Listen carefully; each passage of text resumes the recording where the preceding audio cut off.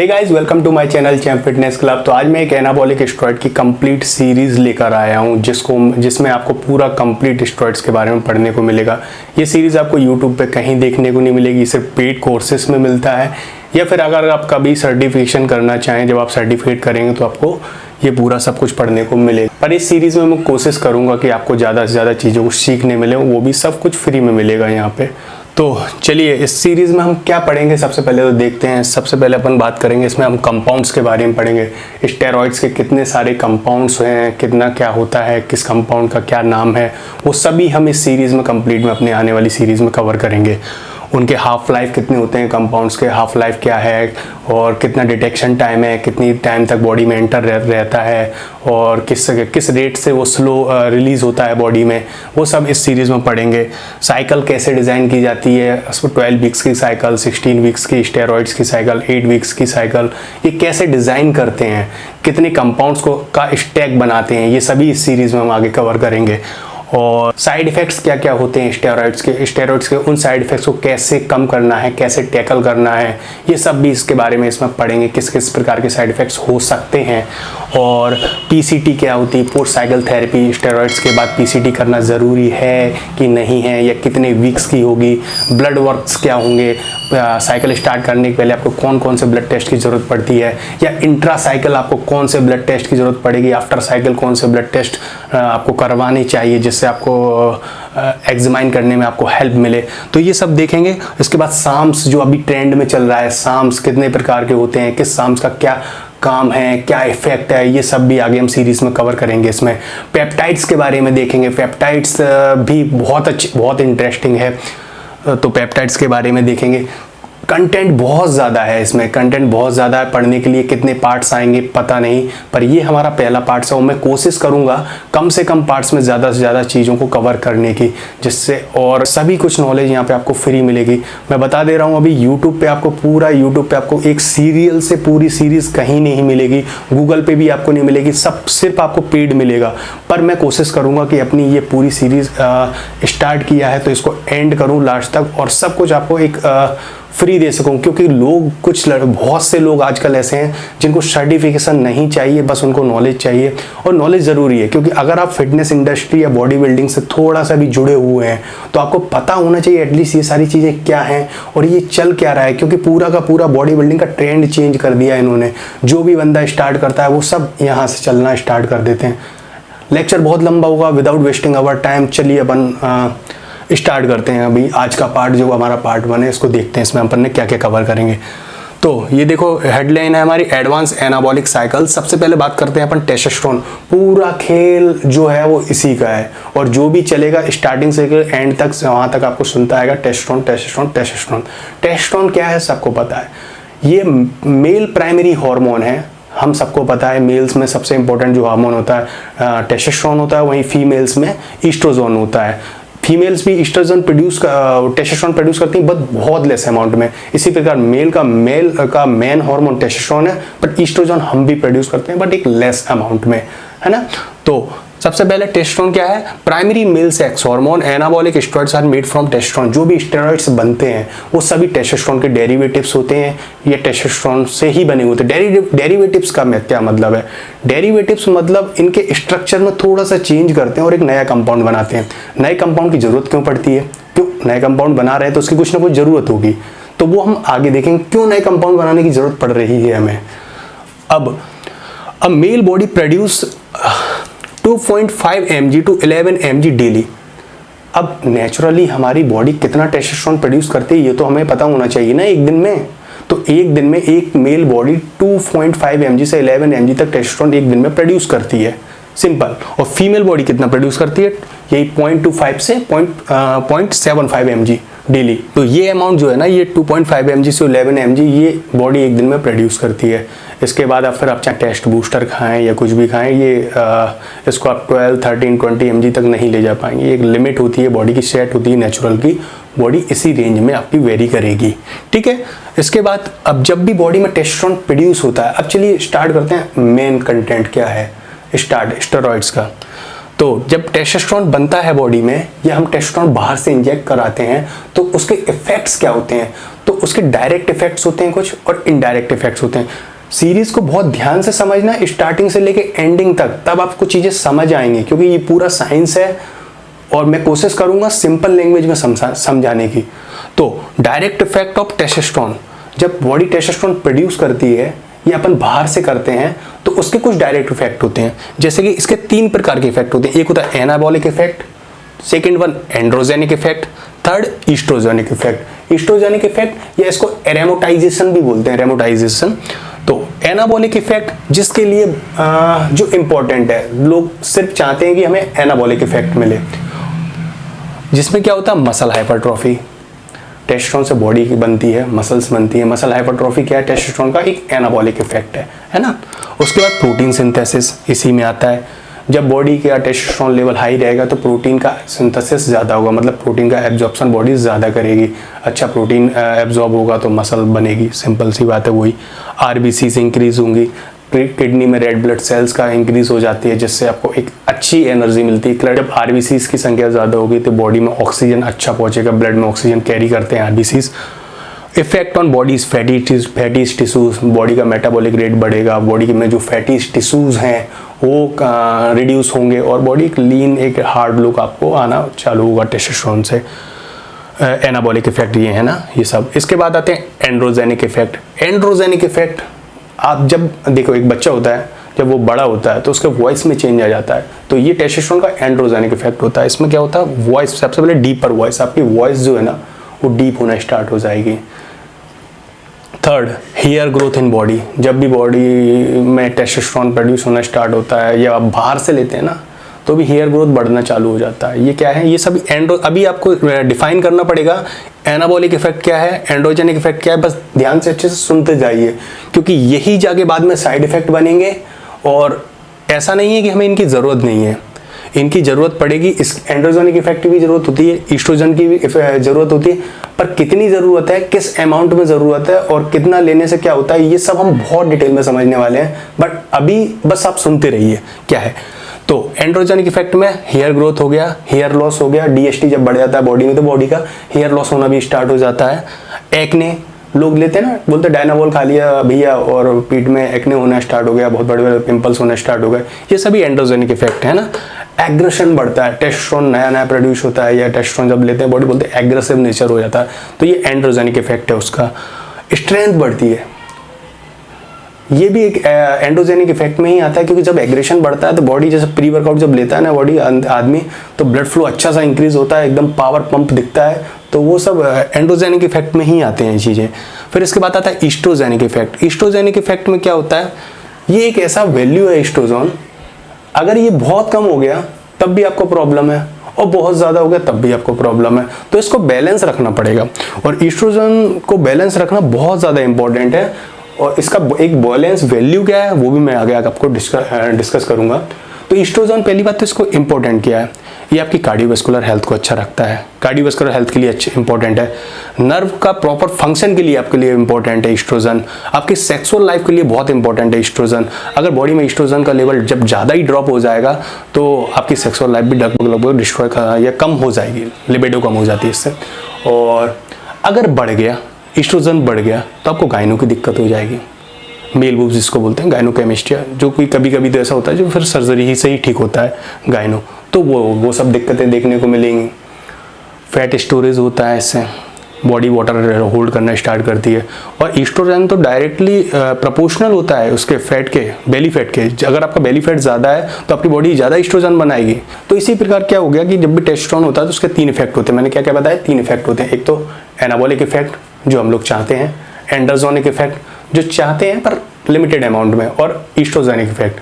अब दिक्कत क्या आएगी, क्यों नए कंपाउंड बनाने की जरूरत पड़ती है, क्योंकि हमारी बॉडी अभी प्रोड्यूस कर रही है 2.5 से 11 मिलीग्राम डेली, और एक भगवान और जो भी एक नेचुरल वैल्यू है, जो एक नेचुरल वैल्यू बॉडी प्रोड्यूस करती है, उससे हमें कुछ भी साइड इफेक्ट्स नहीं होते, क्योंकि उससे जो भी जितना भी एंड्रोजेनिक इफेक्ट आएगा या ईस्ट्रोजेनिक इफेक्ट आएगा वो एक लिमिटेड अमाउंट में रहता है, वो हमारे लिए ठीक है। बट इसी वैल्यू को जब लोग इंजेक्ट करते हैं ना, अभी आप वीकली इसका निकालेंगे तो आपको लगभग मिलेगा 80 to 100 mg तक बॉडी प्रोड्यूस कर रही है एक वीक में।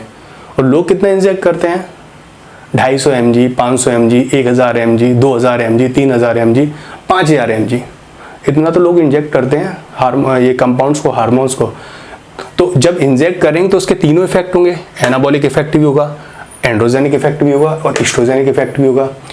एनाबॉलिक तो आपके लिए फायदा है क्योंकि बढ़ रही है मसल, बन रही है, पर ये बात जब एंड्रोजेनिक इफेक्ट पे आती है और एस्ट्रोजेनिक इफेक्ट पे आती है तब आप चाहते हैं कि ये इन चीज़ों को कम कर दिया जाए और सिर्फ एनाबॉलिक इफेक्ट रहे।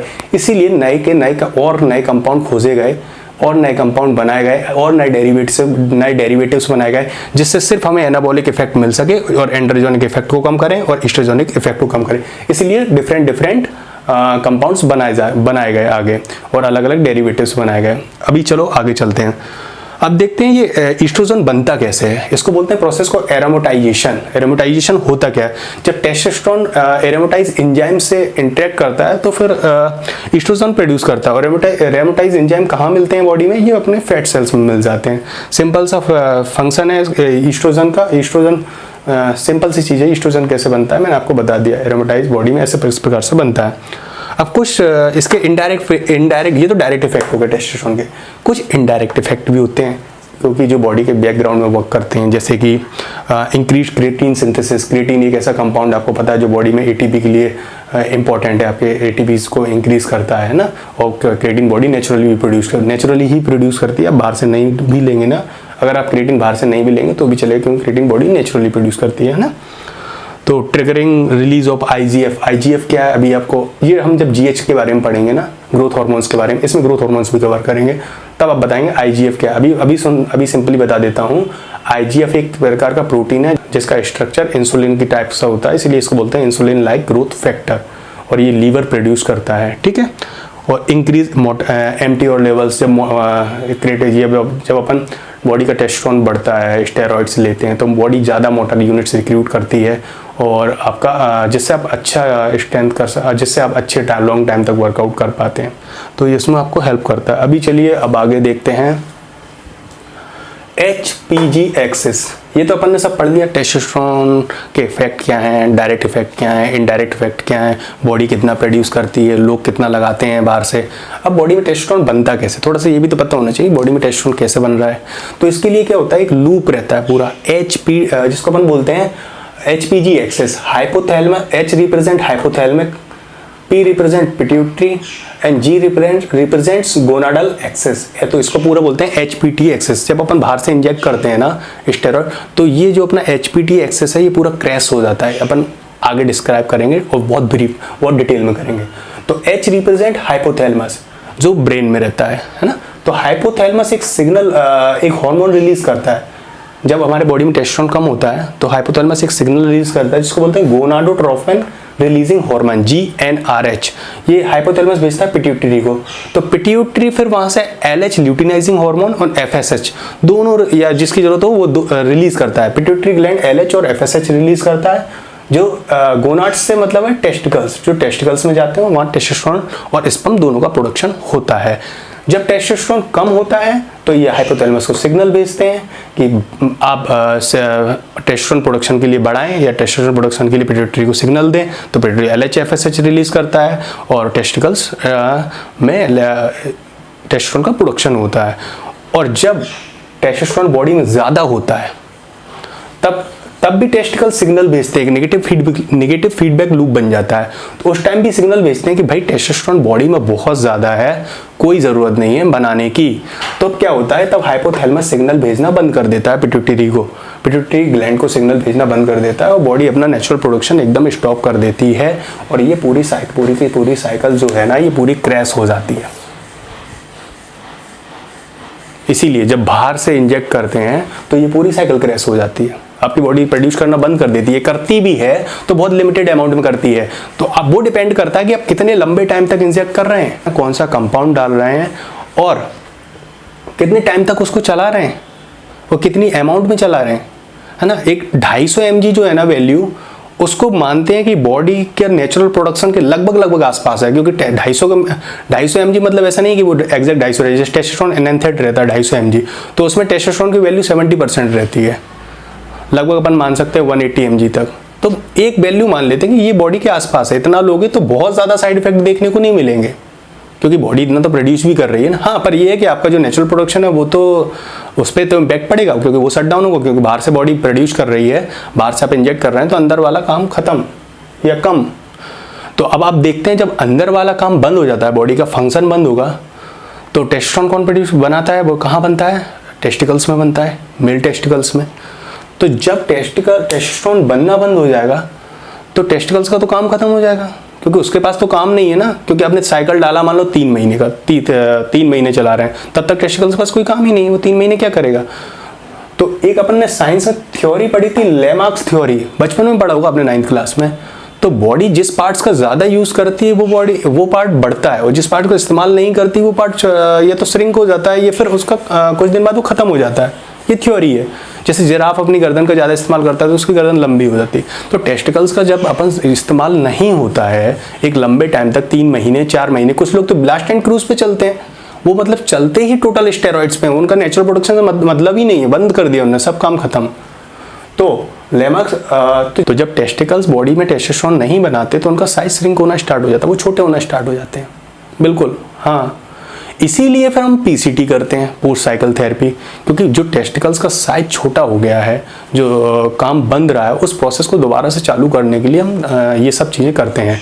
एससीजी लगाते हैं और नोल्वाडेक्स और सम्स जो होते हैं उनको लेते हैं, तो ये सब पीसीटी में चलते हैं। और अगर ऐसा और फिर पीसीटी करना ज़रूरी है या नहीं करेंगे तो ऐसा तो नहीं है कि आपका बिल्कुल हो ही नहीं सकता। ये सब हम आगे डिस्कस करेंगे, पीसीटी कितना इंपॉर्टेंट है। अगर आप नहीं भी करेंगे तो फिर क्या होगा ये भी बताएंगे। अब देखते हैं स्टेरॉइड्स की केमिस्ट्री। चलिए स्टार्ट करते हैं यहाँ से। All steroids derived from testosterone, मैंने बताया था सम मॉडिफिकेशन टेस्टोस्टेरोन से ही बनते हैं। क्यों बनाते हैं ये भी बताया था। ज़रूरत क्यों है कंपाउंड्स को मॉडिफाई करने की, क्यों ना सिर्फ टेस्टोस्टेरोन ले। ज़रूरत इसलिए है क्योंकि हम चाहते हैं सिर्फ हमें एनाबॉलिक इफेक्ट मिले, एंड्रोजोनिक और ईस्ट्रोजोनिक इफेक्ट उसका लिमिटेड रहे या बहुत कम रहे या ना के बराबर रहे। समझ रहे हैं ना, क्योंकि ईस्ट्रोजोनिक इफेक्ट अगर ईस्ट्रोजोन बॉडी में ज़्यादा रहेगा तो वाटर होल्ड करेगी, ये सब चीज़ें रहेंगी। तो देखिए इसमें मैंने देखा all it drive from testosterone by some modification. अब बॉडी 3 चीज़ें नेचुरली प्रोड्यूस करती है, एक तो टेस्टोस्टेरोन, एक डीएसटी। जितना भी टेस्टोस्टेरोन बनता है उसका 5 से 10% बॉडी उसको डीएसटी में कन्वर्ट कर देना, 5 से 10% डीएसटी में कन्वर्ट हो जाता है। बाय 5 अल्फा रेडक्टोज होता है कंपाउंड, उसके थ्रू ये डीएसटी में कन्वर्ट होता है। 5 से 10% डीएसटी में हो जाता है। डीएसटी क्या होता है, डाईहाइड्रोटेस्टोस्टेरोन। 2 हाइड्रोजन एटम जुड़ जाते हैं तो वो डीएसटी बन जाता है। और एक होता है नेंड्रोलोन, ये भी बॉडी प्रोड्यूस करती है बहुत लिटिल अमाउंट में। इसमें क्या होता है, जब टेस्टोस्टेरोन का एक कार्बन कंपाउंड कम हो जाता है तो ये नेंड्रोलोन है। ये मतलब एक नेचुरल फॉर्म है जो बॉडी में प्रोड्यूस होते हैं। अब जो भी आगे कंपाउंड बनाए जाएंगे वो तो या तो टेस्टोस्टेरोन का डेरिवेटिव होगा, मतलब ये तो वो टेस्टोस्टेरोन में थोड़ा सा मॉडिफिकेशन करके बनाया जाएगा, या वो डीएसटी में थोड़ा सा मॉडिफिकेशन करके बनाया जाएगा, या वो नेंड्रोलोन में थोड़ा सा मॉडिफिकेशन करके बनाया जाएगा। अब इन तीनों की खासियत क्या, देखो टेस्टोस्टेरोन में एनाबॉलिक इफेक्ट भी मिलता है, हमें हाई मिलता है, एनाबॉलिक इफेक्ट हाई है। एंड्रोजोनिक इफेक्ट जैसे मैंने बताया था ना, एंड्रोजोनिक इफेक्ट एग्रेशन हो गया, बाल जड़ना हो गया, एक्ने हो गया, ये मॉडरेट रहते हैं। और ईस्ट्रोजेनिक इफेक्ट भी ठीक ठाक रहता है। इसी प्रकार डीएसटी में क्या रहता है, डीएसटी के जितने भी अब कंपाउंड अपन देखेंगे, डीएसटी जो होता है वो ईस्ट्रोजोन में कन्वर्ट ही नहीं होता। एंड्रोजेनिक इफेक्ट रहते हैं इसके, पर ईस्ट्रोजोन में बिल्कुल कन्वर्ट नहीं होता। तो ईस्ट्रोजेनिक इफेक्ट में मैंने यहाँ इसलिए क्रॉस लगाया, ईस्ट्रोजन में कन्वर्ट ही नहीं होता। अब एंड्रोजेनिक इफेक्ट इसका हाई रहता है, टेस्टोस्टेरोन से भी हाई इसका एंड्रोजेनिक इफेक्ट है। ये जितने भी साइड इफेक्ट होंगे ये डीएसटी वाले कंपाउंड में ज्यादा रहेंगे। और एनाबॉलिक, डीएसटी एनाबॉलिक वीक होता है, एक वीक एनाबॉलिक है। एनाबॉलिक इफेक्ट मतलब मसल बिल्डिंग वाला। और अब देखते हैं नेंड्रोलोन। नेंड्रोलोन एक ऐसा कंपाउंड है जिसको अपन बोलते हैं, इसको प्योर एनाबॉलिक कह सकते हैं, पर इसको अपन इसलिए नेंड्रोलोन कंपाउंड्स को ज़्यादा अमाउंट में भी इंजेक्ट कर सकते हैं क्योंकि इनके साइड इफेक्ट्स थोड़े से कम होते हैं। अगर आपको बाल जड़ने की दिक्कत है और आप साइकिल रन कर रहे हैं तो आप नेंड्रोलोन कंपाउंड को यूज़ करना स्टार्ट करें। पर बेस टेस्टोस्टेरोन लेके चलते हैं, बेस टेस्टोस्टेरोन ये आगे ही देखेंगे, छोड़िए अभी। नेंड्रोलोन में क्या होता है, प्योर एनाबॉलिक, एनाबॉलिज्म भी है। एंड्रोजेनिक इफेक्ट बहुत कम है इसमें, और ईस्ट्रोजेनिक इफेक्ट भी होते हैं पर बहुत कम होते हैं। तो ये एक अच्छा कंपाउंड अपन को देखने को मिलता है ना। और साइकिल में अब प्रेप के टाइम पे क्या ज़रूरत होती है, बल्किंग के टाइम पे क्या ज़रूरत होती है, लीन बल्किंग में क्या किस कंपाउंड की ज़रूरत होती है, ये हम सब आगे डिस्कस करेंगे। अभी अब देखते हैं आगे 2 question. Why injectable is better option than oral. लोगों से आपने सुना होगा कि ओरल कंपाउंड्स का इस्तेमाल कम करो, इंजेक्टेबल्स का ज़्यादा करना चाहिए, इंजेक्टेबल सेफ होते हैं। क्यों? क्योंकि to protect from liver metabolism, कि लीवर के मेटाबॉलिज्म जो अपन ओरल कंपाउंड्स लेते हैं वो थोड़ा सा लीवर को डैमेज और किडनी को डैमेज ज़्यादा करते हैं। तो लीवर के मेटाबॉलिज्म से बचाने के लिए, कम कराने के लिए हम इंजेक्टेबल्स का इस्तेमाल ज़्यादा करते हैं। Okay, another one question is why we stack or mix compounds. हमें स्टैक और कंपाउंड्स को मिक्स करने की जरूरत क्यों पड़ती है? अभी मैंने बताया था, किसी का एनाबॉलिक इफेक्ट ज़्यादा है, किसी का एंड्रोजोनिक इफेक्ट ज़्यादा है और किसी का एस्ट्रोजोनिक इफेक्ट ज़्यादा है, या किसी में कोई एस्ट्रोजन में कन्वर्ट होता ही नहीं, जैसे कि DHT। हमें तीनों चीज़ों का बैलेंस लेके चलना पड़ता है, इसीलिए हम कंपाउंड्स को मिक्स करते हैं। और हर कंपाउंड की रेट ऑफ रिलीज जो होते हैं वो, कोई कंपाउंड स्लो रिलीज हो रहा है, कोई कंपाउंड फास्ट रिलीज हो रहा है। और हमारी बॉडी में जो एंड्रोजन रिसेप्टर्स होते हैं वो हर इंसान के साथ वो हर इंसान की बॉडी के का फंक्शनिंग अलग होता है। तो बॉडी के एंड्रोजन रिसेप्टर्स रिस्पॉन्स भी उसी तरीके से करते हैं। किसी की बॉडी के एंड्रोजन रिसेप्टर्स हो सकता है DHT डेरिवेटिव से ज़्यादा अच्छा रिस्पॉन्स दे रहे हो, नेंड्रोलॉन से दे रहे हो। तो इसलिए कंपाउंड्स को मिक्स करके चलाते हैं, जिससे उसकी इफेक्टिवनेस को बढ़ाया जा सके, साइड इफेक्ट्स को कम किया जा सके और चीज़ों को बैलेंस रखा जाए, एस्ट्रोजन बैलेंस रहे और एंड्रोजेनिक इफेक्ट बैलेंस रहे। एनाबॉलिक इफेक्ट को जितना ज़्यादा बढ़ा सके उतना ज़्यादा बढ़ाने के लिए कंपाउंड्स को हम स्टैक बनाते हैं और इसी प्रकार रन करते हैं। ठीक है, तो ये पार्ट बस हमारा इतना ही था, पार्ट 1। अब देखते हैं नेक्स्ट पार्ट कितने आते हैं, पर कोशिश करूंगा कि जल्दी से जल्दी कवर करूँ इस सीरीज़ को। Thank you. वीडियो अच्छा लगा हो तो लाइक करना, सब्सक्राइब करना और शेयर करना लोगों को।